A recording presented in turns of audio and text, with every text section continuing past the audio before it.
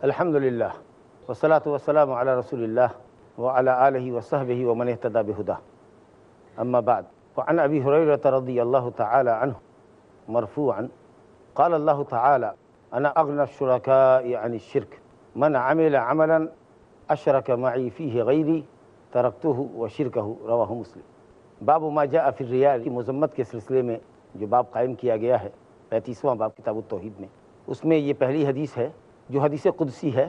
حضرت ابو ہریرہ رضی اللہ عنہ نبی صلی اللہ علیہ وسلم سے روایت کرتے ہیں، اور نبی صلی اللہ علیہ وسلم اس حدیث کی نسبت اللہ سے کرتے ہیں۔ اللہ تبارک و تعالیٰ نے فرمایا انا اغنى الشركاء عن الشرك، میں شرکاء میں سب سے زیادہ بے نیاز ہوں شرک سے۔ شرکاء شریک کی جمع، شریک کہتے ہیں پارٹنر کو۔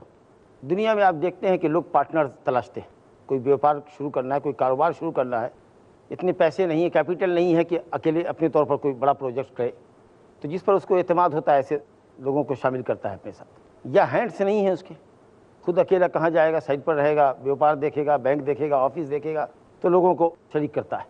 لیکن بعض لوگ ایسے بھی ملتے ہیں جو پارٹنر کو بالکل نہیں پسند کرتے، وہ سمجھتے ہیں کہ چھوٹا کاروبار کریں گے لیکن اکیلے کریں گے، الاؤن۔ جب انسان کی یہ طبیعت ہے کہ وہ پارٹنر کو پسند نہیں کرتا ہے، تو اللہ رب العالمین جس کو غنا مطلق حاصل ہے، جس کو مکمل غنا ہے، بے نیازی ہے، ساری مخلوق اس کی محتاج، سارے انبیاء اولیاء اس کے محتاج، اس کی بے نیازی یقیناً اس بات کا تقاضا کرتی ہے کہ وہ ہر ایسے عمل کو رد کر دے جس عمل میں لوگوں نے اللہ کی رضا و خوشنودی کے ساتھ دوسروں کی رضا کو شامل کر لیا۔ انا اغنى الشركاء یعنی شرک، اگر کسی نے کوئی شرکیہ عمل کیا یعنی اللہ کی رضا کے لیے کیا اور اس میں دوسرے کی خوشی کو بھی شامل کر دیا، ایڈ کر دیا اس میں، تو اللہ نے کہا کہ میں سب سے زیادہ بے نیاز ہوں ایسی شرکیہ بندگی سے۔ گویا اللہ رب العالمین صرف اس عمل کو قبول کرتا ہے جو 100% صرف اللہ کی رضا اور خوشنودی کے لیے کیا جائے، اور شروع سے لے کر آخر تک۔ اگر بیچ میں ریاکاری شامل ہو گئی اور عبادت ایسی ہے جس کا تعلق آخری کا تعلق شروع سے، جیسے نماز، حج، عبادت باطل ہوگی۔ ہاں خیال صرف آیا، نام و نمود کی چاہت دل میں پیدا ہوئی، اب فوراً آپ نے دماغ سے دل سے بات کو نکال دیا، الحمدللہ کوئی اثر نہیں پڑے گا، عمل رہے گا خالص۔ اللہ نے وسوسے نفس کو دور کر دیا ہے۔ فرمایا گیا انا اغنى الشركاء یعنی شرک، میں شرکاء میں سب سے زیادہ بے نیاز ہوں شرکیہ عمل سے، یعنی میں ایسے عمل کو قبول نہیں کرتا۔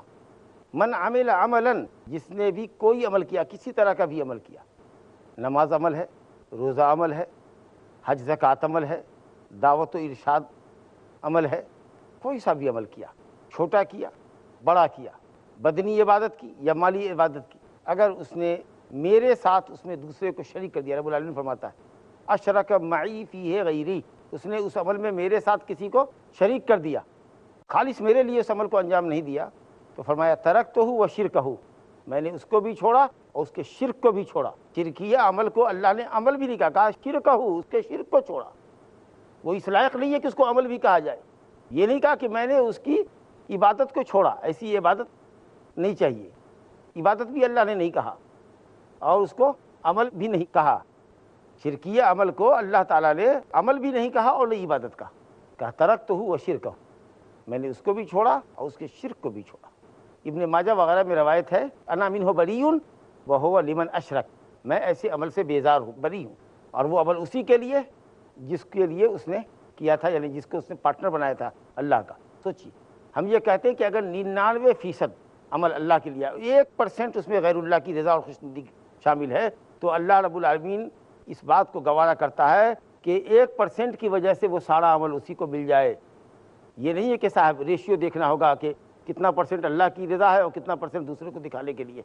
ہم کہتے ہیں 1% بھی اگر اس میں غیر اللہ کی رضا شامل ہے اس عمل کے اندر، تو اللہ اس عمل سے بیزار ہے۔ اس شخص کے لیے وہ عمل ہے، جاؤ اس کو دے دو جس کے لیے تم نے عمل کیا 1% بھی، میں نے اس کو بھی چھوڑا، اس کے عمل کو بھی چھوڑا۔ تو عمل وہی اللہ کے نزدیک مقبول ہے، بارگاہ رب العزت میں وہی عمل ثواب کے لائق ہے، قبولیت کے مقام کو پہنچتا ہے جو 100% اللہ رب العالمین کی رضا اور خوشنودی کے لیے انجام دیا جائے۔ آدمی عمل کرتا ہے، اللہ کے لیے اس نے عمل کیا، دل میں اس کے یہ خیال آتا ہے، خوشی آتی ہے کہ میں نے عمل کیا، طبیعت میں انبساط آتا ہے، فرحت آتی ہے کہ میں نے کوئی آج اچھا عمل کیا۔ انشاءاللہ اس طرح کی خوشی اگر آپ کے دل میں پیدا ہو، کسی عمل کرنے کے بعد، کسی عمل کو انجام دینے کے بعد اس طرح کی خوشی آپ کے دل میں پیدا ہوتی ہو، تو یہ اخلاص کے منافی نہیں ہے۔ نیکی وہی ہے جو انسان کو خوش کرے، اور گناہ وہی ہے، بدی وہی ہے جو انسان کو رنجیدہ کرے۔ حدیث ہے، یہ ایمان کی صفت ہے، من سرت ہو حسرت ہو وساعت ہو سیئت ہو فذلک المومن، وہ شخص مومن ہے جس کو اس کی نیکی خوش کرے اور گناہ رنجیدہ کر دے۔ اسی طریقہ سے اگر کسی شخص نے اللہ کے لیے عمل کیا، خالص عمل کیا، لوگوں سے چھپا کر عمل کیا، لیکن نہ جانے کیسے لوگوں کو پتہ چل گیا اور لوگ اس عمل پر عمل کرنے والے کی تعریف کرنے لگے، ہمیں معلوم، ارے کیسے آپ کو معلوم ہوا؟ ہمیں معلوم ہوا کہ آپ نے یہ کام کیا، یہ مسجد آپ نے بنائی۔ اچھا آپ کو معلوم ہے، دعا کیجیے اللہ قبول کرے۔ اور لوگوں میں اس کے چرچے عام ہیں، لوگ تعریف کر رہے ہیں۔ تو ایک صحابی نے کہا یا رسول اللہ، اگر کوئی اللہ کے لیے عمل کرتا ہے اور پھر لوگ اس کی تعریف کرنے لگتے ہیں تو کیا اس کی اخلاص میں کوئی کمی ہوگی، ثواب میں کوئی کمی ہوگی؟ حضرت ابو ذر غفاری رضی اللہ عنہ سے حدیث صحیح مسلم میں ہے، تو آپ نے فرمایا تلک عاجل و بشر المومن، یہ مومن کے لیے اللہ رب العالمین کی طرف سے دنیا میں جلدی ملنے والی بشارت ہے۔ تو عمل کرنے کے وقت آپ کے عمل میں پورا اخلاص ہونا چاہیے، اور الحمدللہ جو صرف اللہ کی رضا اور خوشنودی کے لیے عمل کرتا ہے، اللہ رب العالمین اس سے جب محبت کرتا ہے، اس کے عمل کو قبول فرماتا ہے، تو اس کا ذکر خیر لوگوں کے اندر بھی ہو جاتا ہے، لوگوں کے اندر بھی ہو جاتا ہے۔ لیکن جو اللہ کو راضی نہیں کرتا، جو اللہ کے لیے مخلص نہیں ہوتا ہے، دوسروں کی رضا چاہتا ہے، وہ خائب اور خاسر ہوتا ہے۔ تو اپنے ہر چھوٹے اور بڑے عمل سے جو اللہ کے لیے انجام دے تو خالص اللہ کے لیے انجام دو، تاکہ ثواب بھی ملے، اللہ خوش ہوگا، بندوں کو خوش کر دے گا۔ لیکن بندوں کی خوشی کی خاطر اللہ کو ناراض کرو گے، اللہ کی رضا سے بھی محروم رہو گے، اور دوسروں کی بھی رضا تم کو حاصل نہیں ہو پائے گی۔ دوسری حدیث صاحب کتاب رحمۃ اللہ علیہ نے ذکر کی ہے، وہ ابو سعید خدری رضی اللہ عنہ سے حدیث ہے، وہ بھی حدیث مرفوعاً ہے اور مسند احمد کی روایت ہے۔ عن ابی سعید مرفوعاً رسول اللہ صلی اللہ علیہ وسلم نے فرمایا الا اخبرکم بما هو اخوف علیکم عندی من المسیح الدجال، صحابہ سے آپ فرما رہے ہیں الا اخبرکم بما هو اخوف علیکم عندی من المسیح الدجال، قالوا بلى قال الشرك الخفی یقوم الرجل فیصلی فیزین صلاته لما یرى من نظر رجل۔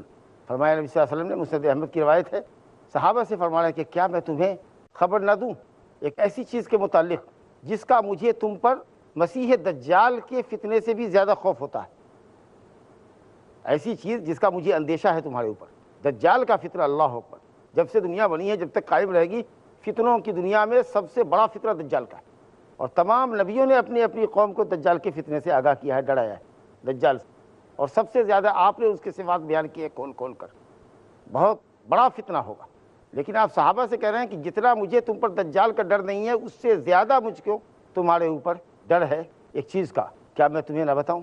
یہ نبی کریم صلی اللہ علیہ وسلم کی رحمت اور اپنی امت سے شفقت ملاحظہ کیجئے کہ ہر طرح کے فتنے سے، جس فتنے سے اللہ نے آپ کو آگاہ کیا تھا، آپ اپنی امت کو باخبر کریں تاکہ امت فتنوں سے بچے۔ تو لوگوں نے کہا ہاں یا رسول اللہ، اس سے علم کا حرص معلوم ہوا کہ صحابہ کتنے حریص تھے۔ اگر کوئی شخص مثال کے طور پر ہم کو کہے مولوی صاحب آپ کے اندر کچھ چیزیں ہیں، ہم چاہتے ہیں کہ آپ سے بیان کریں، تنہائی میں چاہتے ہیں کچھ آپ سے بیان کریں، تو یہ نہیں بھائی کیا آپ ہمارے اندر عیب تلاشیں گے، کیا ہم کو ہمارا کردار بتائیں گے، اپنے کردار پر غور کیجیے۔ ارے نہیں بھائی ٹھیک ہے، چلو اس کو خیر خواہ سمجھ سے اس کی بات لیجیے، کیا کہتا ہے۔ آدمی کو شاید اپنی خرابی نظر نہ آئے، لیکن جب دوسرا آئینہ دکھاتا ہے تو سمجھ بات آتی ہے۔ بہرحال آپ نے کہا مجھے تم پر خوف ہے کہ تم کہیں اس فتنے میں مبتلا نہ ہو جو فتنہ میری نگاہ میں تمہارے لیے دجال کے فتنے سے بھی سنگین ہے۔ تو صحابہ کرام نے یہ نہیں کہا کہ مجھ پر آپ کو کیسے ڈر ہو رہا ہے، کیسے ہم لوگ فتنے میں پڑ جائیں گے، کس قدر ایمان، علم، تقویٰ تھا ان کا، کہاں ہے اس پر بتائیے۔ تو آپ نے کہا الشرک الخفی، وہ فتنہ، وہ شے جس کا مجھے تم پر دجال کے فتنے سے بھی زیادہ خوف ہے، وہ ہے شرک خفی۔ خفی شرک مراد ریاکاری، ریا کو شرک خفی کہا گیا کیونکہ عمل کرنے والا عمل کر رہا ہے، ظاہر یہ کر رہا ہے کہ وہ عمل اللہ کے لیے کر رہا ہے، اور باطن میں دوسرے سے مدح اور ثنا چاہتا ہے، دوسرے سے تعریف چاہتا ہے، دوسرے کو دکھانے کے لیے کر رہا ہے، یہ چیز اس کے دل میں ہے۔ اور عمل نماز پڑھ رہا ہے تو دیکھنے والا سب یہ سمجھ رہا ہے کہ اللہ کے لیے نماز پڑھ رہا ہے، ظاہر تو کر رہا ہے کہ وہ اللہ کے لیے کر رہا ہے، لیکن دل میں کسی اور کی محبت ہے، کسی اور کے لیے ہے، تو اس کو شرک خفی کہا گیا، اور اسی کو شرک اصغر بھی کہا گیا ہے۔ مسند احمد میں محمود بن لبید کی روایت ہے، جس کو صاحب کتاب نے باب الخوف من الشرک کے اندر ذکر کیا ہے، کہ نبی صلی اللہ علیہ وسلم نے فرمایا تھا، وہاں بھی یہی جملہ ہے، ان اخوف ما اخاف علیکم الشرک الاصغر، مجھے سب سے زیادہ تم پر شرک اصغر کا ڈر ہے، اور شرک اصغر بھی ریاکاری ہے۔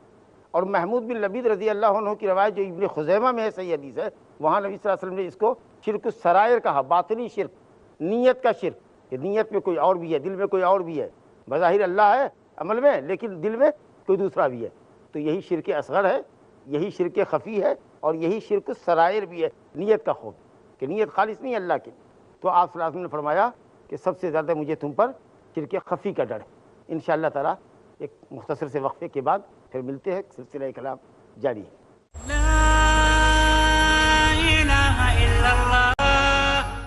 وقفے سے قبل ہمارے ساتھ مسند احمد کی ایک روایت جو ابو سعید خدری رضی اللہ عنہ سے مروی ہے، شرک خفی کے تعلق سے زیر درس تھی۔ نبی صلی اللہ علیہ وسلم نے صحابہ کرام سے فرمایا تھا، الا اخبرکم بما هو اخوف علیکم عندی من المسیح الدجال، جس کا فتنہ یا جس کا شر مسیح دجال کے شر سے بھی بڑھا ہوا ہے، سنگین چیز ہے، مجھے تم لوگوں پر اس کا ڈر ہے، کیا میں تمہیں نہ بتاؤں؟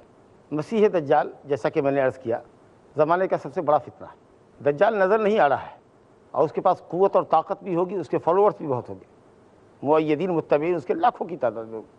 تشبیہ دی جا رہی ہے دجال سے، کیونکہ جیسے دجال چھپا ہوا ہے، ریاکاری بھی دل میں آدمی کے چھپی ہوئی ہے، اور ریا کے بھی محرکات اور اسباب بڑے مضبوط ہوتے ہیں، لوگوں کی تعریف اور لوگوں کی نگاہ میں مقام، مرتبہ، عزت، اور پھر لوگ خوش ہوں تو ہم کو نوازیں، مجھ پر نچھاور کریں، یہ سب کچھ ایسی چیزیں ہوتی ہیں جو ریا کو دل سے نکلنے نہیں دیتی، اور آدمی کے لیے ریا سے چھٹکارا حاصل کرنا بڑا مشکل ہوتا ہے۔ بعض سلف کا قول ہے، ما جاہدت نفسی علی شیء مجاہدتها علی الاخلاص، مجھ کو اپنے نفس کے ساتھ اخلاص کے معاملے میں جتنا جہاد کرنا پڑا، اتنا مجاہدہ نفس کسی اور کام کے لیے نہیں کرنا پڑا، صرف اللہ کی رضا دل میں ہو، اس کے لیے سلف صالحین کہتے تھے کہ بہت زیادہ اپنے آپ کو توڑنا پڑتا تھا، اپنے نفس کے ساتھ جہاد کرنا پڑتا تھا، کیونکہ یہ انتہائی پوشیدہ شرک ہے۔ شیطان اپنی چال چل دے گا، دل دماغ میں خیال آ جائے گا، اور تھوڑا سا خیال آپ کے ساتھ کیا رہا کہ عمل آپ کا باطل ہو گیا۔ اللہ تعالیٰ شر سے محفوظ رکھے۔ اور جب اس کا خوف نبی صلی اللہ علیہ وسلم کو امت کے سب سے افضل لوگوں پر ہو رہا ہے، صحابہ کرام پر، تو ہم آپ کس گنتی میں؟ اللہ فضل فرمائے اور ہمیں توفیق دے کہ ہم اپنے سارے عملوں کو اللہ کی رضا اور خوشنودی کے لیے انجام دیں۔ تو صحابہ نے کہا، یا رسول اللہ بتائیے وہ شرک کیا ہے؟ آپ نے کہا شرک خفی۔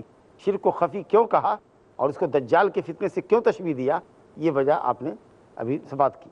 اور پھر آپ صلی اللہ علیہ وسلم نے اس کی وضاحت فرمائی کہ شرک خفی کیا، اس کی ایک مثال دی، یقوم الرجل فیصلی، آدمی نماز کے لیے کھڑا ہوتا ہے، نماز پڑھتا ہے، فیزین، اپنی نماز کو مزین کرنے لگتا ہے، بنانے سنوارنے لگتا ہے، ریا اور تصنع اس کے اندر آ جاتا ہے، اور بہت اطمینان کے ساتھ اور بہت لمبی نماز اور بہت گاڑھی قرات اور اس طرح کی چیزیں کرتا ہے، تاکہ آدمی یہ سمجھے کہ آدمی بہت دل لگا کے نماز پڑھ رہا ہے، بہت خشوع خضوع ہے اس کے اندر۔ لما یرا من نظر رجل، دیکھتا ہے کہ کوئی آدمی اس کو دیکھ رہا ہے، دیکھ لیا کہ کوئی آدمی دیکھ رہا ہے، اور خاص کے بڑا آدمی دیکھ رہا ہے، تو اب اس کی نماز کی جو پڑھنے کا پہلا طریقہ تھا اب اس سے الگ ہو گیا ایک طریقہ، یا عام دنوں میں جو پڑھتا ہے اسے بالکل الگ کر کے پڑھ رہا ہے خاص انداز پہ، مقصد یہ ہے دوسروں کو دکھانا۔ اس میں ایک لفظ آیا شرک خفی، پوشیدہ شرک، تو شرک جلی بھی ہوگا ظاہر شرک۔ تو الحمدللہ آپ کو سمجھنا چاہیے کہ بنیادی طور پر شرک کی دو قسم ہیں، شرک اکبر اور شرک اصغر۔ شرک اکبر اللہ رب العالمین کے علاوہ کے لیے کوئی سی بھی عبادت انجام دینا، جو عبادت ہے شریعت سے ثابت ہے اور جس پر صرف اللہ کا حق ہے، اس میں سے کوئی بھی عبادت، چھوٹی سے چھوٹی عبادت کیوں نہ ہو، اگر آپ غیر اللہ کے لیے انجام دیتے ہیں تو شرک اکبر ہے، اور آدمی ایسے شرک سے اسلام سے خالی ہو جاتا ہے۔ شرک اصغر جو انتہائی سنگین ہے، لیکن شرک اصغر کا مرتکب دائرہ اسلام سے خارج نہیں ہوتا ہے عام حالات میں۔ اب یہ شرک اصغر، چھوٹا شرک جو بڑے شرک تک پہنچنے کا وسیلہ اور ذریعہ ہے، اس کی دو صورت ہے، ایک اس میں شرک جلی ہے اور ایک شرک خفی۔ تو شرک خفی تو نبی صلی اللہ علیہ وسلم نے ریاکاری کو بتایا، اور اسی کو شرک السرائر، نیت کا اور باطن کا شرک بتایا گیا ہے۔ اور شرک اصغر میں چھوٹا شرک، جس کو شرک جلی کہتے ہیں شرک اصغر میں، وہ ہے جو قول سے اور فعل سے ادا ہو، جیسے کوئی غیر اللہ کی قسم کھائے، یا اسی طریقے سے کہے ماشاء اللہ و شئت، جو اللہ چاہے اور آپ چاہیں، میرے لیے تو اللہ اور آپ بس، یا میرے لیے اوپر اللہ ہے نیچے آپ ہیں، میں اللہ پر اور آپ پہ بھروسہ کرتا ہوں، اور اگر یہ جذبہ دل میں یہ ہو کہ اللہ کا تو صرف ایسے ہی نام لے رہا اللہ کا، لیکن دل میں یہ ہو کہ نہیں جو کچھ ہے وہ یہی ہے، اگر یہ نہیں ہوں گے تو ہماری نوکری ختم ہو جائے گی۔ تو کہنے کو صرف یہ کہہ رہے ہیں کہ اللہ اور آپ، لیکن اگر دل میں یہ کہ نہیں آپ ہی آپ، تو یہ شرک جلی نہیں رہ جائے گا، چھوٹا شرک نہیں رہ جائے گا، نیت اور قصد کے اعتبار سے یہ شرک اکبر بن جائے گا۔ اللہ تعالیٰ نیت کو جانتا ہے۔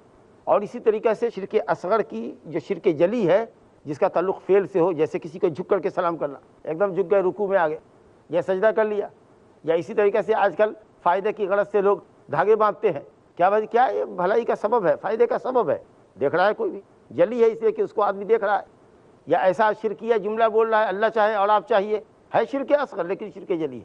تو بہرحال شرک اصغر میں شرک جلی وہ ہے جس کا تعلق قول سے ہو اور فعل سے ہو جو ظاہر ہو، لیکن شرک خفی جو لوگوں کے سامنے واضح نہ ہو، اور وہ ہے نیت کا شرک، ریاکاری، تصنع جو دل کے اندر چھپی ہوتی ہے۔ تو شرک جلی اور شرک خفی یہ شرک اصغر کی قسمیں ہیں، اور جلی کا تعلق قول اور فعل سے ہے جیسا کہ چند مثالوں سے واضح کیا گیا، اور شرک خفی نیت کے شرک کو کہتے ہیں۔ اللہ رب العالمین آپ کو شرک اکبر سے اور شرک اصغر کے شرک جلی سے اور شرک خفی سے محفوظ رکھے ہم سب کو، اور ہماری عبادتوں کو، ہمارے تمام عملوں کو اللہ سبحانہ و تعالیٰ اپنی رضا اور خوشنودی کے لیے قبول فرمائے۔ درس الحمدللہ ختم ہوا، اور اگر آپ حضرات میں سے کسی کے پاس درس کے متعلق یا کوئی اور دوسرا مفید سوال ہو تو الحمدللہ ہم اس کے لیے تیار بیٹھے۔ السلام علیکم۔ وعلیکم السلام ورحمۃ اللہ۔ آپ صلی اللہ علیہ وسلم نے فرمایا کہ میں تم میں کا ہی انسان ہوں، مگر یہ اور بات ہے کہ مجھ پر وہی نازل ہوتی، مگر کچھ لوگ آپ صلی اللہ علیہ وسلم کو اس سے کچھ اعلیٰ چیز مانتے ہیں، تو کیا اس طریقے کا عقیدہ رکھنے سے انسان اسلام سے خارج ہو جاتا ہے؟ آپ نے قرآن مجید کی ایک آیت پڑھی، قل انما انا بشر مثلکم، یہ نبی صلی اللہ علیہ وسلم کا قول نہیں ہے، اللہ تعالیٰ کا کلام ہے۔ قرآن مجید کی ایک آیت ہے، آیت نمبر 110 سورہ الکہف، لیکن نبی صلی اللہ علیہ وسلم سے اللہ فرما رہا ہے کہ آپ کہیے انما انا بشر مثلکم، میں صرف تمہارے ہی جیسا بشر ہوں، میں صرف بشر ہوں، انما حصر کے لیے میں صرف بشر ہوں، بشر کے علاوہ کچھ نہیں۔ اور تمام انبیاء ماشاءاللہ بشر ہی رہے، بلکہ مشرکین کہتے تھے فرشتہ کیوں نہیں آیا، تو اللہ کہتا ہے اگر فرشتہ بھی بھیجتے وَلَوْ جَعَلْنَاهُ مَلَكًا لَجَعَلْنَاهُ رَجُلًا، اگر ہم فرشتے کو بھی بھیجتے تو اس کو بھی مرد بنا کے ہی بھیجتے، پھر تم وہی سوال کرتے۔ تو یہ اللہ تعالیٰ کا بڑا فضل ہے کہ انسانوں کی ہدایت کے لیے سے انسان رسول بنا کے بھیجا، اور مثلکم کے ذریعے اور تاکید ہوگی کہ بالکل تمہاری ہی طرح کا، بشر ہونے میں ہم تم سے مختلف نہیں ہیں، ہاں رسول ہیں۔ بہت بڑا اعزاز ہے کہ اللہ نے آپ کو عبد بنایا اور رسول بنایا، یہ سب سے بڑا اعزاز۔ الوہیت اور ربوبیت یہ صرف اللہ کا خاصہ ہے، اللہ رب ہے، اللہ معبود حقیقی ہے۔ لیکن اگر کوئی یہ کہے کہ عرش کا مستوی اللہ مدینے کا مصطفیٰ ہے، تو یہ اسی قسم کا شرک ہے جو یہ کہے کہ حضرت مسیح علیہ الصلوۃ والسلام اللہ ہے، اور یہ کفر ہے۔ لقد کفر الذین قالوا ان اللہ هو المسیح ابن مریم، ان لوگوں نے کفر کہا، یہ کفر ہے، کفر صریح ہے، کفر اکبر ہے۔ آدمی اس عقیدے سے دائرہ اسلام سے خارج ہو جائے گا کہ حضرت مسیح علیہ السلام نہیں ہے مگر اللہ۔ اگر کوئی کہے نبی صلی اللہ علیہ وسلم نہیں ہے مگر عرش کا اللہ، اللہ جو عرش پر مستوی ہے وہی مدینے کا مصطفیٰ ہے، کفری عقیدہ، والعیاذ باللہ۔ جزاک اللہ۔ السلام علیکم۔ وعلیکم السلام ورحمۃ اللہ۔ ہم نے شرک اکبر کیا، اللہ سے توبہ بھی کی، تو معلوم کیسے ہو کہ اللہ نے ہماری توبہ کو قبول کیا؟ الحمدللہ اچھا سوال ہے۔ آپ نے شرک سے توبہ کی، اب آپ اپنے عمل کے ذریعے ثابت کیجئے کہ آپ اپنی بندگی کو صرف اللہ کے لیے انجام دے رہے ہیں۔ اب جو کام شرک کا کر رہے تھے، غیر اللہ کے نام کی نذر و نیاز چڑھا رہے تھے، غیر اللہ کے نام پر جانور ذبح کر رہے تھے، غیر اللہ کو حاجت روا اور مشکل کشا مان رہے تھے، بیمار ہوتے تھے، پریشان ہوتے تھے، بچہ بیمار ہوتا تھا، آپ کہیں کسی درگاہ پہ لے جا کے ڈال دیتے تھے، میں نے آپ کے حوالے کر دیا، اب آپ دیکھیے اس کو۔ اب الحمدللہ آپ نے اس طرح کے تمام کام چھوڑ دیے اور صرف اللہ سے آپ نے لو لگایا، اسی سے نفع چاہا، اسی سے تکلیف کے ازالے کی دعا کی، اور ماشاءاللہ دین اور شریعت میں جو احکام ہیں ان کو آپ نے فالو کیا اور رضا الہی کے لیے کیا، سنت رسول کی پیروی کی، انشاءاللہ اللہ تعالیٰ آپ کی توبہ قبول کرے گا۔ یہی بظاہر علامت ہے، باطن کا حال اللہ کو معلوم ہے۔ آپ کو اللہ سے حسن ظن رکھنا چاہیے۔ السلام علیکم وعلیکم السلام ورحمۃ اللہ۔ شیخ، میرا سوال ہے کہ جب دجال آئے گا تو ہم کیسے اس کو پہچان سکتے ہیں؟ اللہ کرے کہ اس فتنے سے ہم آپ محفوظ رہیں، لیکن امت کا کوئی نہ کوئی طبقہ تو ضرور اس کا مواجہہ کرے گا، اس کا سامنا کرے گا۔ تو نبی صلی اللہ علیہ وسلم نے واضح علامت بتائی ہے کہ وہ داہنی آنکھ کا کانا ہوگا، ایک ہی اس کی آنکھ ہوگی بائیں آنکھ، اور بائیں آنکھ بھی ڈیمیج ہوگی، اس کے اندر بھی عیب ہوگا، لیکن دائیں آنکھ تو بالکل ہی بے نور ہوگی۔ اور فرمایا کہ اس کے پیشانی پر کافر لکھا ہوگا، جس کو ہر مسلمان پڑھے گا، چاہے وہ پڑھا لکھا ہو یا جاہل ہو۔ الحمدللہ بہت واضح علامت آپ نے بتائی۔ اللہ تعالی ہم کو اور آپ کو دجال کے فتنے سے محفوظ رکھے۔ السلام علیکم شیخ۔ وعلیکم السلام ورحمۃ اللہ۔ میرا سوال یہ ہے کہ جیسے اپنے بنائے ہوئے بت کو جو پوجا کرتے ہیں، مطلب کچھ بھی کرتے ہیں تو وہ شرک ہے، اور کچھ ایسا عبادت بنا کر کے دین میں ڈال دیتے ہیں جس کو بدعت کہتے ہیں، تو کیا بدعت اس کو بھی عمل کے طور پر لیا جا رہا ہے، تو کیا یہ بھی شرک میں آئے گا؟ سب بدعت ہے، جو بھی شرک ہے وہ بدعت ہے، لیکن بدعت میں بعض بدعت شرکیہ ہے۔ اگر آپ کچھ چڑھاوا غیر اللہ کے نام پر چڑھا لیں، یہ دین میں آپ نے ایک نئی چیز ایجاد کی بعد والوں نے، تو کہنے کو تو یہ بدعت بھی ہے، لیکن یہ بدعت شرک ہے۔ اور بعض بدعت ایسی ہوتی ہے جو شرک نہیں ہوتی، تو ہر شرک بھی بدعت ہے۔ اسی طریقے سے گمراہ عقیدہ ہے، نظریہ ہے آپ کا اللہ عرش پر مستوی نہیں ہے، اگر آپ یہ بولتے اللہ کی کوئی صفت نہیں ہے، اگر آپ اس کا انکار کرتے تو یہ قولی بدعت ہے، لیکن شرکیہ بدعت ہے۔ اگر آپ غیر اللہ کے لیے بندگی بجا لاتے ہیں، اسلام کے خلاف کرتے ہیں، یہ عملی بدعت ہے، لیکن یہ شرک ہے۔ اور بعض بدعتوں میں بدعت ایسی ہوتی ہے جو شرک تک نہیں پہنچتی ہے، جیسے عبادتوں کی لوگ نیت کرتے ہیں، الفاظ کے ذریعے نیت کرتے ہیں، یا کچھ اور چیزیں ہیں، تو بدعت بعض مکفرہ بھی ہوتی ہے جو آدمی کو کافر بنا دیتی ہے، بعض مفسقہ ہوتی ہے، آدمی فاسق ہوتا ہے، اور بعض اس سے بھی نیچے ہوتی ہے، لیکن بہرحال کل بدعت ضلالہ، ہر بدعت گمراہی ہے۔ ایک سوال انشاءاللہ تعالیٰ اور لیں۔ السلام علیکم شیخ۔ علیکم شیخ، السلام۔ آپ نے سورہ کہف کی آیت نمبر 110 جو پڑھی ہے، اس کا ترجمہ کیا ہے کہ میں تم جیسا ایک بشر ہوں، لیکن کچھ لوگ ترجمہ کرتے ہیں سیم، لیکن اس میں بریکٹ میں لکھتے ہیں ظاہری اوصاف، مطلب بشری ہے، اور باطنی نوری ہے، مطلب وہ ثابت کرتے ہیں کہ وہ اللہ کے رسول نور سے بنے، مطلب بشر نہیں مانتے۔ تو آپ ترجمہ کر رہے ہیں الگ، وہ ترجمہ کر رہے ہیں الگ، لیکن عام لوگ کیسے سمجھے اس کو؟ عام لوگ کیسے سمجھیں گے؟ قرآن کی دوسری آیتوں کو دیکھنا ہوگا کہ قرآن مجید میں اور انبیاء کے تعلق سے بھی ان کی قوموں نے یہی اعتراض کیا تھا کہ یہ بشر رسول ہم کو نہیں چاہیے، ہم کو کچھ اور دوسرا رسول چاہیے، یہ تو ہم ہی میں سے ہے، ہمیں پڑھا ہے بڑھا ہے۔ تو اس طریقے سے وہ انکار کرتے تھے، تم ہمارے درمیان رہے، کیسے اللہ نے تم کو رسول بنا دیا، تمہارے علاوہ کوئی اور نہیں ملا، ما ھذا الا بشر مثلکم، تمہیں اللہ نے کیسے فضیلت دی۔